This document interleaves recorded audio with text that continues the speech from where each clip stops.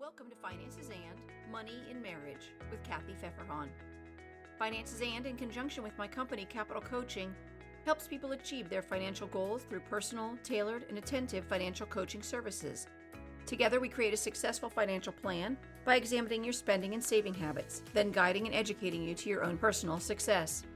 But if you're a bit more of a do-it-yourselfer, you can order my book, Finances and Your Spending Planner Workbook. It includes budgeting pages for each month, expense trackers, investment and asset tracking, debt management, setting your financial goals, and more. To get your own copy, you can click the link in the show notes. I go over the book itself in episode 136, Your Spending Planner Workbook. You can also now catch these episodes on YouTube at Finances and with Kathy Pfeffer-Hahn. The link is in the show notes here as well. Check it out. Money and marriage are two intertwined aspects of life that can significantly impact the dynamics of a relationship. Financial matters hold the power to both strengthen and strain marital bonds, making open communication and shared values crucial. Money often serves as a tangible representation of security, aspirations, and responsibilities. When couples approach financial discussions with transparency and a willingness to collaborate, it can lead to a stronger foundation of trust and shared goals. Conversely, misunderstandings or disagreements about money can give rise to tension, resentment, and power imbalances within a marriage. Finding a balance between individual financial independence and collective financial planning is essential, as it allows both partners to feel valued and respected while navigating the practical challenges that finances can pose. Marriage, on the other hand, goes beyond financial considerations, is built on foundation of love, commitment, and compassion. While money is a necessity, the emotional aspects of a relationship often take a precedence. A successful marriage thrives when both partners are invested in nurturing their emotional connection, communicating effectively, and adapting to each other's evolving needs and aspirations. Financial decisions, whether large or small, are inevitably part of that shared journey, and they reflect on the couple's ability to work as a team. Ultimately, a harmonious marriage requires a delicate integration of emotional intimacy and financial compatibility, where both partners support each other's dreams while managing the practicalities of life together. Finances in marriage can be the source of tension for many couples. In fact, it's the biggest cause for divorce. Whether you're about to get married, are newly married, or have been married for decades, here are some tips to help combat or avoid financial troubles in your relationship. When couples don't combine their finances, who pays the bills and how they're paid, and what to do with the money that remains after paying bills can be a source of conflict. It often causes resentment of purchases made by each partner. Although splitting bills sounds good, long-term goals are often overlooked, like buying a home or saving for retirement. Joint checking accounts make couples feel more connected, and they report that they feel more community within their marriage. It seems that it promotes greater financial goal alignment and transparency, along with a communal understanding of marriage, according to the Indiana University Kelley School of Business. They state that this is due to the feeling like their decision-making is an exchange within the relationship. In fact, separate accounts felt more like it was a tit-for-tat repaying for favors instead of working as a team. Another challenge is coming into the marriage with debt, like student debt, gambling, or even credit card debt.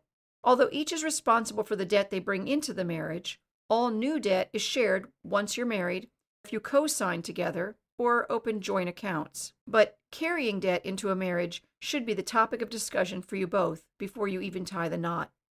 Making a debt repayment plan in conjunction with your budget is a needed first step. One big problem is when you both have completely different money habits. A saver and a spender can be a recipe for conflict. The saver thinks the spender is making poor choices, and the spender thinks the saver is a cheapskate. Recognizing your own bad habits, talking about them, and making a plan that is agreeable to you both before jumping into a permanent relationship, because bad habits don't just disappear once you're in love. It's a great idea to meet with a financial therapist about differing financial beliefs and habits. I actually talk more about that in episode 18, Financial Therapy. Sometimes couples suffer from an inequality of one person making more or having more money. Maybe one partner works while the other doesn't, or one is unemployed. Maybe one makes more than the other, or one of them comes from a family of a lot of money. This can lead to a real or a perceived power imbalance, leading to conflict, resentment, or frustration of both partners.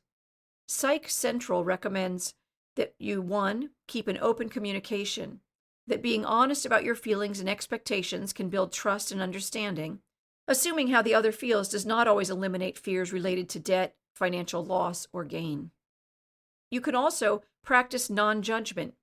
Using empathy, curiosity, and an open mind when discussing money management will help both partners feel heard. Practicing non-judgmental talk makes both partners feel equal, even when income is at different levels. Remember, you're a team. The third recommendation was to be open to compromise. Creating a budget means that basic needs are handled and that wants, like date nights, vacations, and other fun, can be accommodated. Agreeing on financial goals and expectations, no matter who makes more, acknowledges both partners' value in the relationship. And finally, avoiding blame by being respectful to one another is very important. Your tone of voice or criticism can upset all the hard work that you and your partner have been putting into making your relationship work, along with your money. Another challenge regarding marriage and money is planning for a family. Not just the basics of food and clothing and a home will be the change to your finances, but as your children grow, sports, activities, big events, colleges, and weddings are all in your financial future, not to mention if they don't move out of their parents' home. Planning for and discussing your expectations before having children helps ease the conflict if you have differing views on how to spend your money on raising children. Of course, you can't plan for every detail because you don't know what your children will be like, but working together as a team beforehand to understand each other's assumptions will help manage future expectations. The last suggestion is respecting the goals and needs of how you all deal with extended family. Are you two expected to provide family vacations? Do you find yourself providing money to family to help them afford things? These can cause conflict, especially when it means that it impacts your own goals.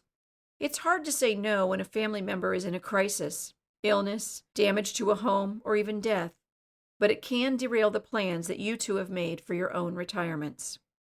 The younger you are, it's not uncommon for you both to come with little to nothing in regards to money, but that will change over time, and knowing how you two think about finances will be avoiding future troubles.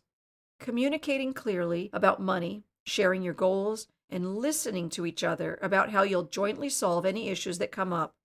That's why a budget is so helpful. The great way to avoid many of these problems is to set up monthly, or any regular schedule that works for the two of you, financial dates to revisit your plan, accommodate changes, and check in on your long and short-term goals. Working together to meet goals and make adjustments will build a long-lasting and prosperous future for you both. This is Kathy Pfeffer-Hahn. Thanks for listening to Finances and Money in Marriage. I know you chose to listen and am grateful. If you enjoyed this episode, please follow or subscribe for free in your podcast provider and share your favorite episode with a friend. I'd love you to leave a review because it brings financial education to others and it helps people find me more easily. Also, let me know what questions you'd like answered or topics covered by going to the website at financesand.net and leaving a message. You can also contact Capital Coaching for your personal financial needs at capitalcoaching.net or catch these episodes on YouTube at Finances and with Kathy Pfeffer-Hahn. Remember, I went to school, so you don't have to. Finances and does not provide tax or legal advice, and nothing in this podcast is to be construed as such. Always consult a tax, accounting, or legal professional for advice on your specific situation.